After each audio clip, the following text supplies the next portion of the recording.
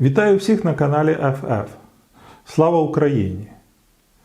Мені пригадується одна цікава історія, яку я почув останнього разу, подорожуючи по Карпатах. В одному карпатському селі батько побачив у свого сина талант до музики і купив йому скрипку. Але батько помер, і мати порубала йому скрипку і сказала, що вже пора братися до роботи. Взагалі кажучи, мотив боротьби із матір'ю простежується в багатьох художніх творах. Наприклад, у відомому автобіографічному романі французького письменника Ерве Базена «Змія в кулаці». Едіпальні конфлікти мають свої нюанси. Але хлопець втік з хати, і ним заопікувався один пан, який купив йому нову скрипку. І став той хлопець найпотужнішим скрипалем на всі Карпати. Але грав він неправильно. Не так тримав скрипку і не так тримав смичок. Але ж музику він отримував просто чарівну. Чому мені пригадалася та історія? Бо при спілкуванні із відомим фотографом Джакомо Брунеллі я почув про один дуже цікавий факт.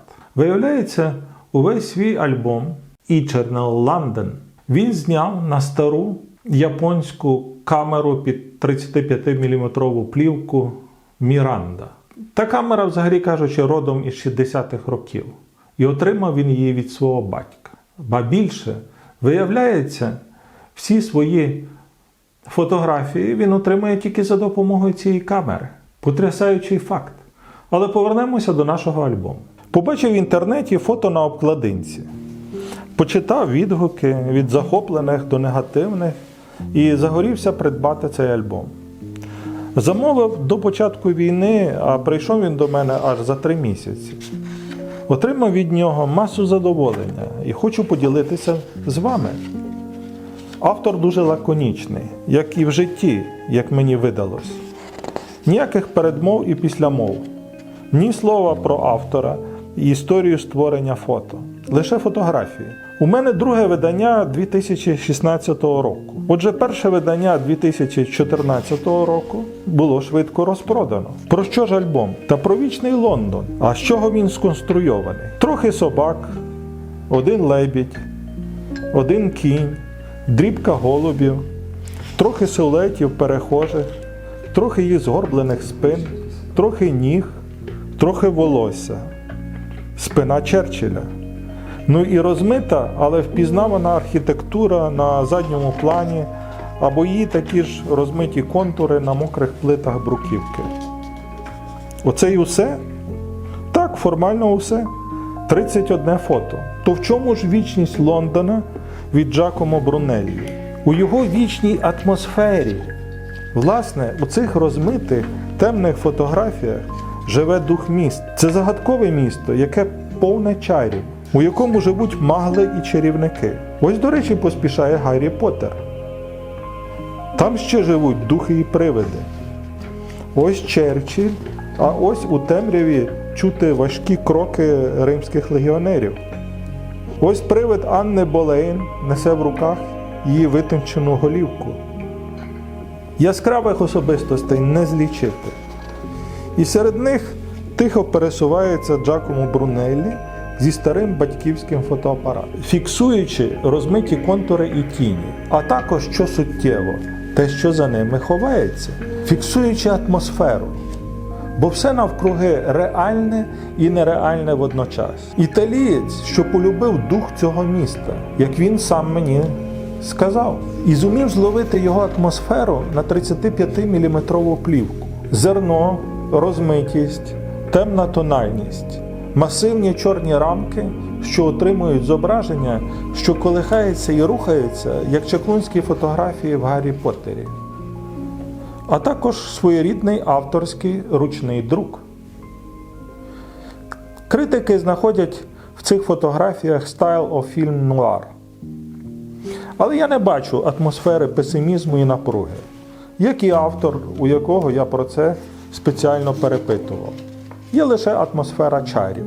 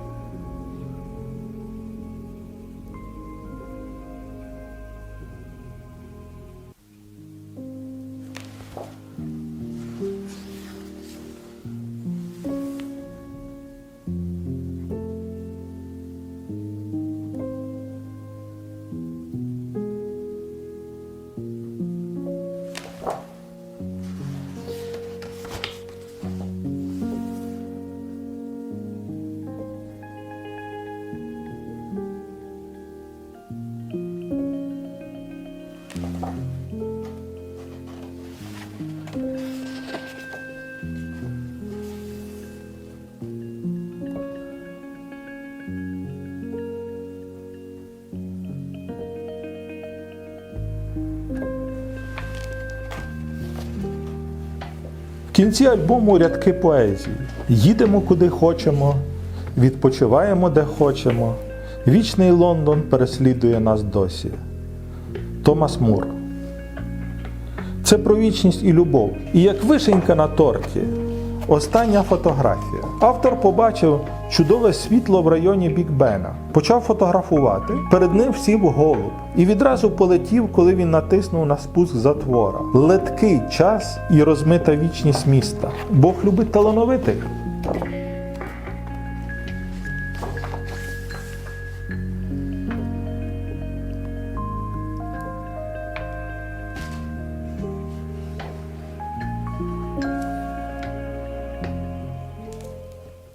Отже, небанальний альбом про вічний Лондон.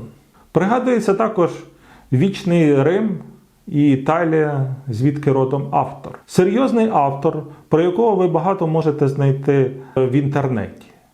Про його виставки в престижних галереях і музеях, про численні відзнаки.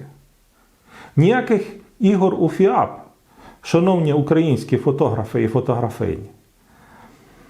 Мені асоціативно пригадується інший атмосферний альбом про древній Львів від Ігора Малієвського. Відео про нього ми знімали. Отже, вдивляйтесь, думайте, вчувайтесь і насолоджуйтесь. До зустрічі!